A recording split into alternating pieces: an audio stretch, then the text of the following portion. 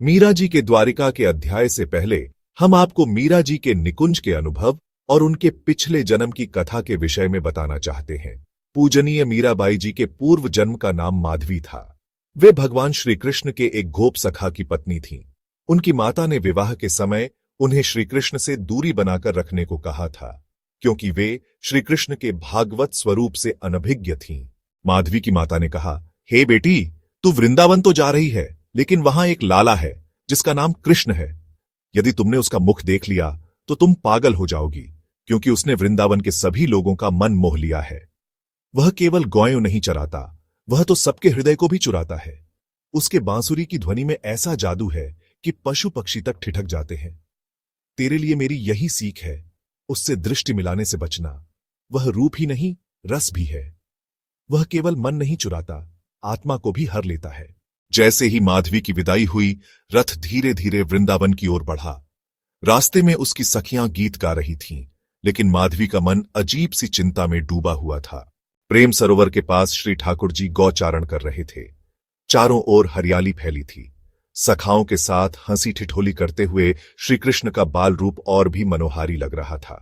तभी उनके एक सखा का रथ पास से गुजरा। रथ पर उनकी नवविवाहिता पत्नी बैठी थी, वही माधवी, जो अपनी मां की चेतावनी को मन ही मन याद कर रही थी। श्री ठाकुर जी ने चपल बाल भाव से सखा से हंसते हुए कहा, अरे, तू अपनी बहू को मुझसे छुपाएगा? क्या मुझे अपनी भाभी का चेहरा नहीं दिखाएगा? सखा मुस्कुराया और ठिठोली में बोला, तेरी भाभी है, तू स्वयं रथ पर चढ़कर देख ले। यह सुनते ही माधवी के हृदय में एक सिहरन दौड़ गई। उसे अपनी मां की बात याद आई। उसका मुख मत देखना, पागल हो जाओगी। माधवी ने तुरंत अपने घूंघट को कसकर पकड़ लिया और आंखें बंद कर लीं। भीतर एक भय था। उसकी मां की चेतावनी उसके कानों में गूंज रही थी, उसका मुख मत देखना, वरना तेरा चित्त चुराकर ले जाएगा।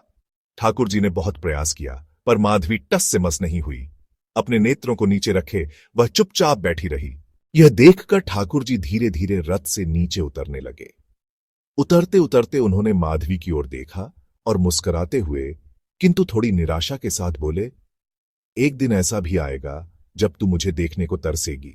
परंतु जब श्री ठाकुर जी ने गोवर्धन पर्वत को धारण किया, उस समय ब्रज में भारी संकट था। इंद्र के कोप से मूसलधार वर्षा हो रही थी। तब संपूर्ण ब्रजवासियों सहित उनके गौवंश भी गिरिराज गोवर्धन के नीचे आश्रय लेने आ गए। उसी समय माधवी के मन में जानने की जिज्ञासा हुई कि ऐसा कौन है जिसने इस विशाल पर्वत को इस प्रकार सहजता से धारण कर रखा है। जैसे ही उसने दृष्टि उठाकर देखा, उसे भगवान श्री कृष्ण के सौंदर्यमयी स्वरूप का एक अंश, उनकी छोटी उंगली के एक नख का दर्शन हुआ। बस उस एक नख को देखते ही माधवी का हृदय चंचल हो उठा। वह मोहित हो गई। उसकी आंखों से अश्रुधारा बहने लगी। उसके अंतर्मन में बार बार अपनी माता की कही बात गूंजने लगी, उसका मुख मत देखना, वरना तेरा चित्त चुरा लेगा।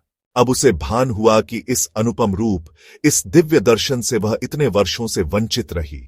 वह पछताने लगी, रोने लगी। मैंने अपने जीवन का सबसे बड़ा सौभाग्य खो दिया।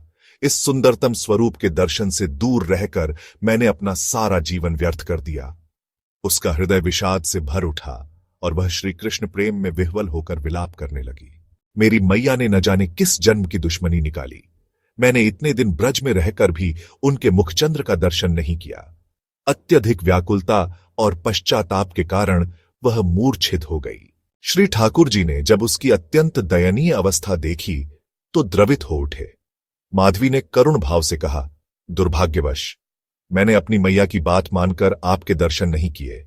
आज मैं अपने तन, मन, प्राण, सर्वस्व आपके चरणों में अर्पित करती हूं।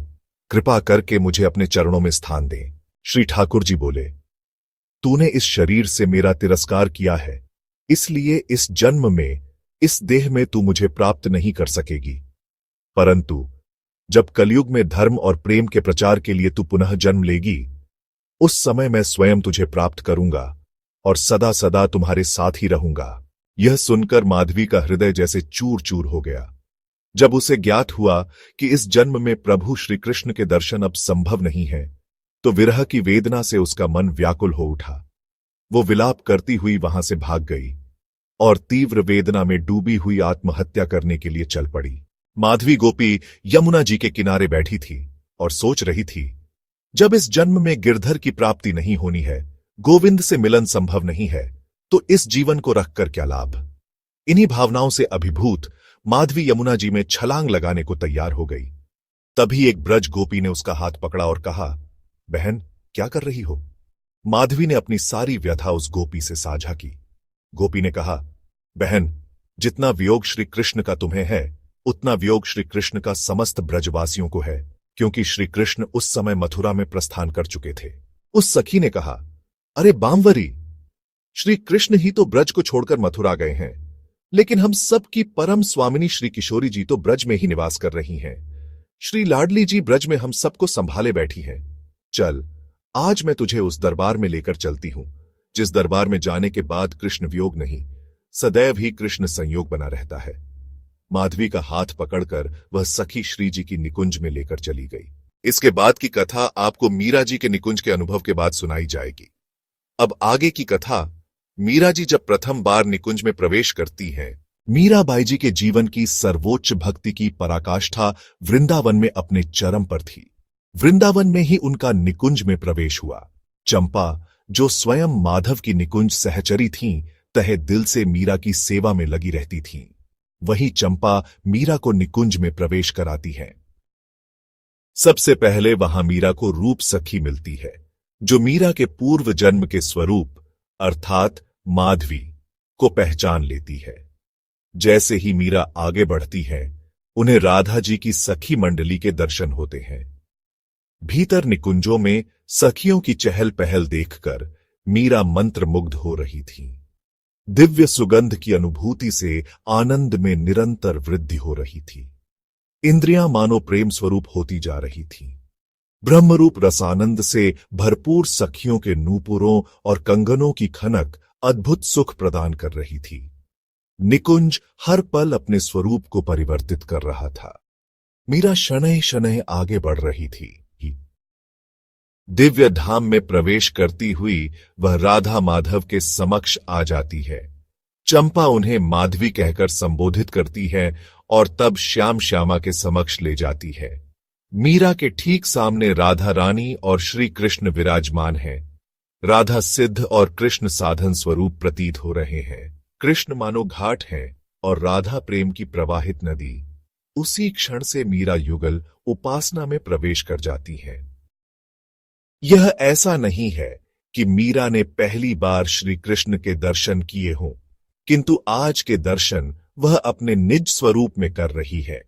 जिनका चिंतन करते करते मीरा सुध बुध खो देती थी, आज वही रसराज राधा के श्री कृष्ण अर्थात महाभाव के कृष्ण उसके सम्मुख हैं।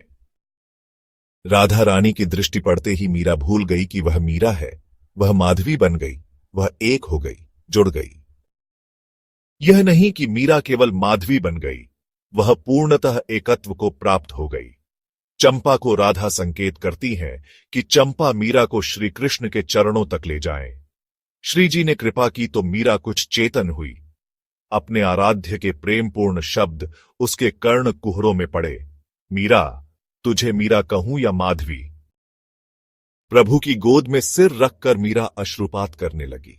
वह श्री कृष्ण के अंग स्पर्श के सुख का आनंद लेने लगी। परंतु यह आनंद भी परम आनंद की चरम सीमा नहीं था। इससे आगे अभी परमानंद की अनुभूति शेष थी। अंश अंश से उत्पन्न मोहिनी को भी मोहित करने वाली उस रूप रस की स्वामिनी श्री राधा जी से भेंट अभी बाकी थी। रसराज श्री कृष्ण, जिन पर स्वयं मोहिनी भी मोहित रहती है, उनकी व्याख्या संभव नहीं है।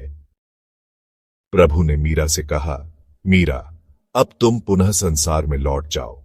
यह सुनकर मीरा व्यथित होकर रोने लगी। तब श्री कृष्ण ने स्नेहपूर्वक कहा, मीरा, इस निकुंज में चिन्मय देह अर्थात भाव देह से ही प्रवेश संभव है। यह तुम स्वयं नहीं जानती कि तुम्हारा शरीर अब चिन्मय हो चुका है। इसी कारण तुम्हारे इस देह का अग्नि संस्कार भी संभव नहीं है। शरीर छोड़ने के पश्चात भी तुम्हें मेरी इच्छा की पूर्णता हेतु अब लौटना होगा।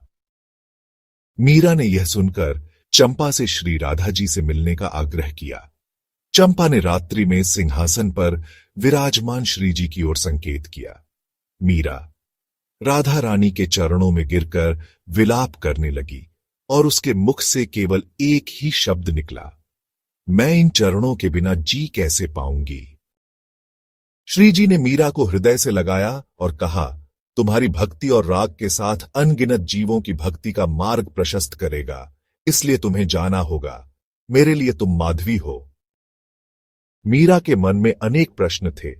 चंपा को सभी यहां कैसे जानते हैं और यह माधवी नाम का क्या अर्थ है। राधा रानी ने ललिता जी को निर्देश दिया कि मीरा को ब्रज के 84 कोस के दर्शन कराओ, जहां प्रत्येक लीला मीरा के समक्ष 16 कलाओं के रूप में प्रकट होती रहेगी। समय आने पर मीरा के हृदय से संदेह भी दूर हो जाएगा। श्री जी के चरणों का रज लेकर मीरा जाने लगी। तभी राधा रानी ने आधा पान बीड़ा काटकर मीरा के मुंह में दिया। श्री जी के अमृत का पान करते ही मीरा में रोमांच हो गया और देह से परिपूरित हो गई। यही निकुंज का सर्वोत्तम सुख है, इसी सुख में रास है। श्याम सुंदर स्वामिनी मीरा को सब कुछ देने को तत्पर हैं। अब मीरा स्वयं को अपनी कुटिया में पाती है और ललिता जी से आने का कहकर लौट गई। अब मीरा अपनी ध्यान में कृष्ण के स्पर्श, वाणी और सुंदर रूप का चिंतन करने लगी।